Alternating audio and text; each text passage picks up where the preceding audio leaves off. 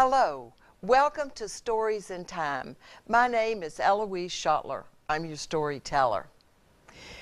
Ever since I began storytelling, I've involved genealogy and genealogy research in building stories, and sometimes that information even slips over into a story.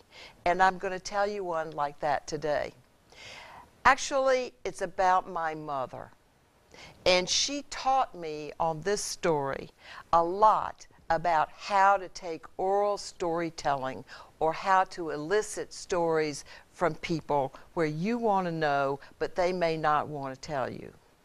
I started off by just asking my mother questions about her memories of her childhood and whatever, and I will tell you she did not want to tell me a single thing. She would just stop. So one day, a few years before she died, I called her up. She was now living in an assisted living facility, and she ate at a lunch and supper table with a group of regulars. And when she answered the phone, "Oh, I'm glad it's you. I've been thinking about you because something came up at lunch yesterday, and I thought you might be interested in it." I'll tell you, that took me back a minute, and I reached over for paper and pencil because I thought something is coming and I don't want to miss it. Well, what could that be? What's going on?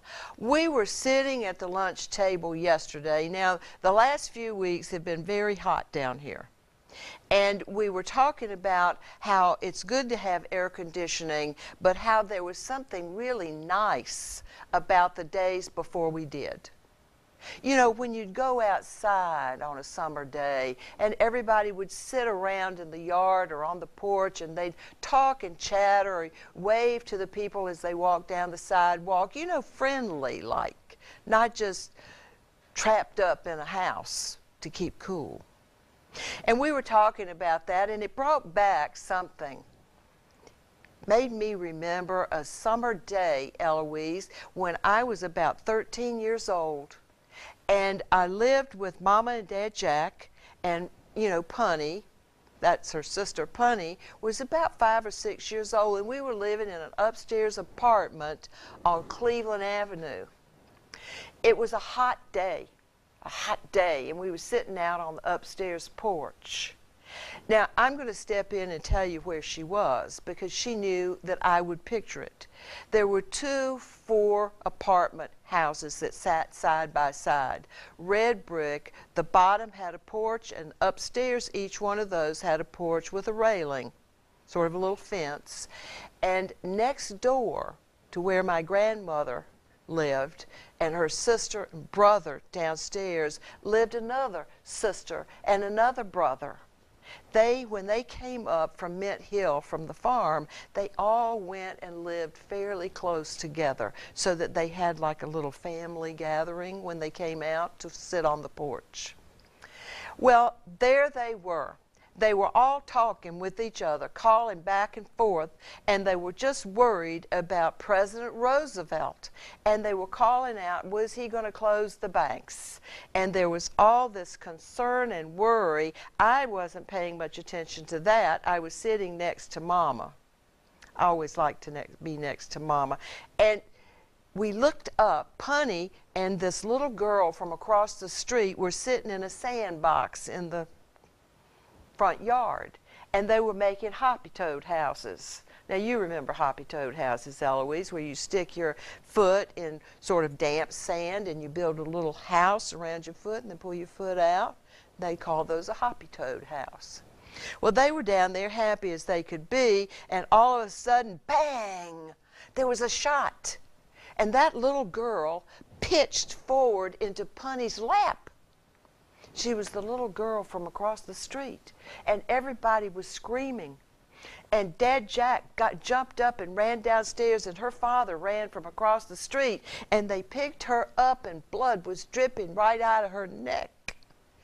Dad Jack put her on the back seat of his car, and they drove off.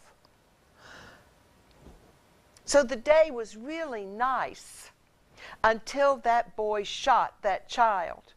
Hey, Mama, back up, back up, back up. What do you mean? The boy shot that child. Well, I just told you what happened.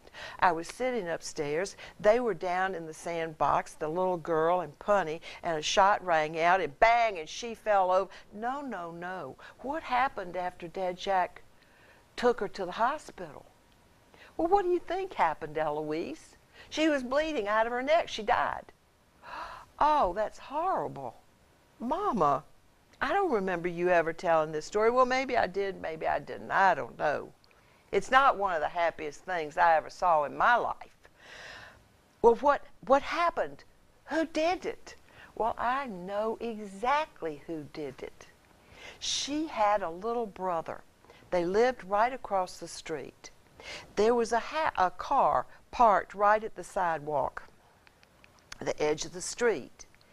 And somebody visiting somebody had parked their car there, left the windows down, and left a gun laying on the back seat of the car.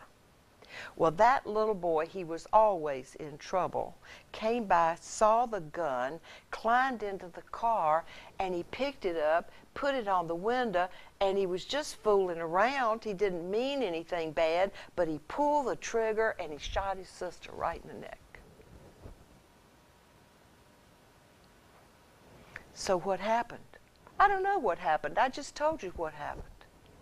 I haven't thought about it in, oh, what's that, 50-some years or more. Well, I couldn't forget about it. I kept thinking about it. I'm up here, Mama's in North Carolina, and so the next time I went down to see her, which was about 2 months later, I drove into town, but I didn't go right out to my mother's apartment.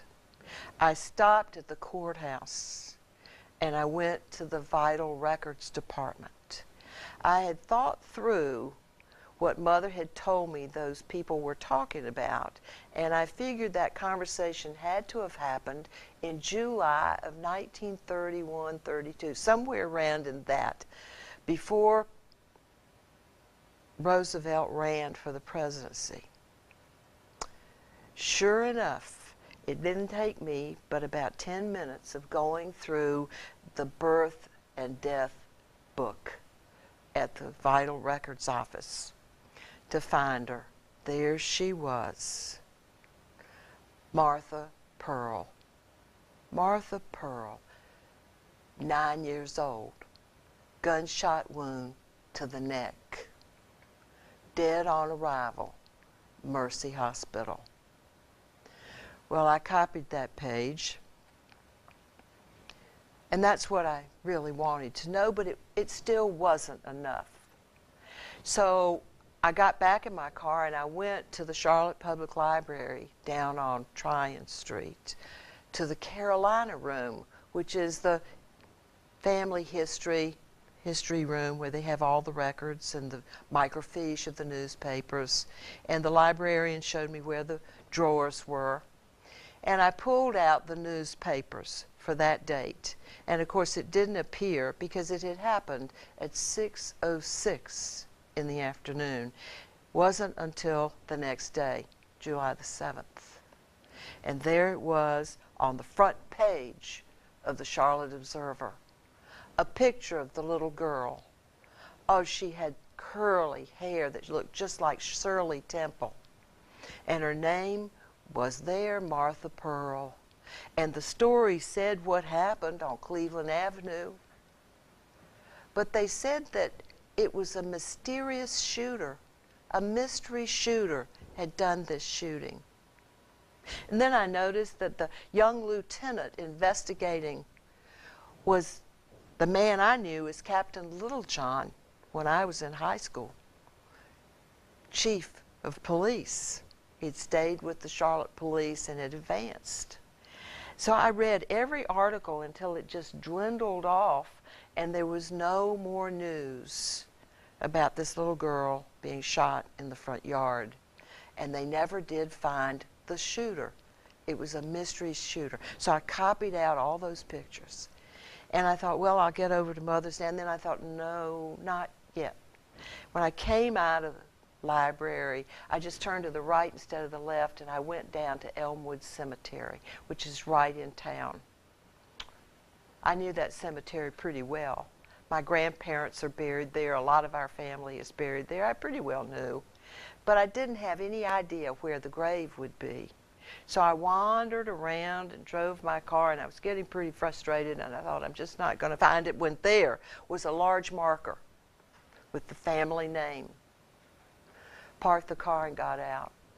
That family marker was new. And when I got to the lot, I knew why. The father was there, now I knew his name, and the mother had just been buried about a year before. She died when she was 101 years old. And there in the corner of the lot was probably the first grave in that family on that particular lot, and it was a little lamb, and it was Martha Pearl's grave, July 1931. Well, I had tied up the loose ends of the story, that's for sure, the details that I wanted to know about that day when Mother was on the porch with her parents on Cleveland Avenue. So I gathered up my papers and I drove on out to her apartment. After we said hello and hugged and talked for a little bit, I said, Mama, I've been thinking about that girl you told me about, the one that was shot in the front. Oh, you mean that? That's such a long time ago, you know, that little boy. And I said, Mother, listen, I just been down to the library. I've got the information on this. And I showed her the picture of the little girl. That's her. That's absolutely her. Martha Ann. I said, no, it's Martha Pearl. See, right here, it's Martha Pearl, Mama. Well, she had strawberry blonde hair, I can tell you that. Just by memory, I can look at it and tell you that's her, and she had strawberry blonde hair. But Mother, all these newspaper articles, they say it was a mystery shooter. They never name anybody. They never name that little boy. Well, I don't care what they did. Maybe they were protecting him. He was just a littler, 5, 6 years old. And that was nice of them, wasn't it? They were protecting him.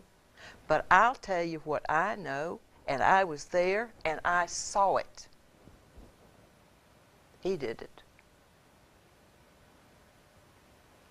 And that's how you get a real oral history story from somebody, especially when they don't want to tell you.